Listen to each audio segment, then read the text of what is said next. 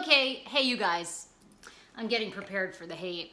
But I was pouring myself a glass of wine tonight and I thought, you know, I have been really confused by this Aziz Ansari story that happened over the weekend, and that's why I had to turn to you. Because whenever I need to learn something, whenever I have doubts, I turn to you guys, and you always make me think differently, and hopefully sometimes, occasionally, I do the same. If you haven't heard the story over the weekend about Aziz Ansari, essentially Babe.com put out a story by a woman named Grace who went out on this really random date with Aziz Ansari, where he took her to this place in Brooklyn. He bought her drinks. He didn't really want to buy her dinner. Then he went back to her. Then they went back to his place. She gave him a blowjob. He went down on her, but that's when things got weird. Then the date goes all over the place, and then they kind of hook up and then they don't. And this woman has some real reservations, and she doesn't like fully tell him to stop, but she feels uncomfortable and she's giving him signs, and he's sticking his fingers in her mouth in the sign of a V and then trying to put them in her vagina, which just sounds like Aziz. There's a thing called Lube. That would be a whole nother level, I guess.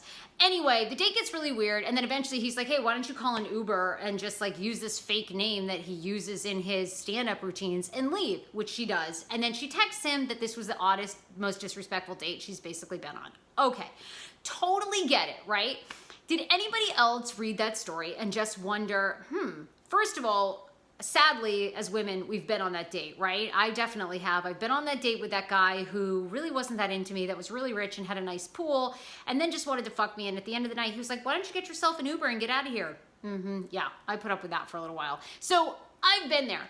But this is why I'm turning to you. I in no way victim shame anybody. I think it's awesome that we're having these conversations and people are bringing it to light. But I'm really confused because then I read stories like from The Atlantic, which just published one about how essentially what women are doing in some regards, not in all, because certainly Harvey Weinstein is a rapist, we all know that, but is this story of these sexual assaults the new revenge porn? So what I want to know from you guys is, where do we go from here, and what does the Aziz Ansari story mean? From doing my own research, here's my opinion and what I think it means, is essentially that we need to start holding men to a higher standard, which that's what we're doing. I mean, who knew Aziz Ansari was such a little asshole? I mean, I've seen that guy in like real life. I mean, he's tiny and I just didn't think he could be such a dick, but apparently he is. So I think that we are holding men to a higher standard. Clearly the way he treated her, he was a total dick. And then women, my question is, at what point do you use your voice? And don't we all need to practice like, hey, you're really cool, you're famous, but the reality is I'm out of here and no problem.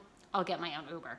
So I'd love to know your thoughts. Please leave a comment below. And if you like this video, share it. But this one, internet, you've really stumped me. I don't know where to stand. And I read some really good female threads as well from some very lovely feminists who say that essentially the minute she said that she had any questions, Aziz should have stopped. The minute that it didn't progress, Aziz should have stopped. And that essentially it was like coercion. And so I'm just really confused, and that's why I thought I'd just start drinking and start up a video, because that's what people fucking do when they're confused now in 2018.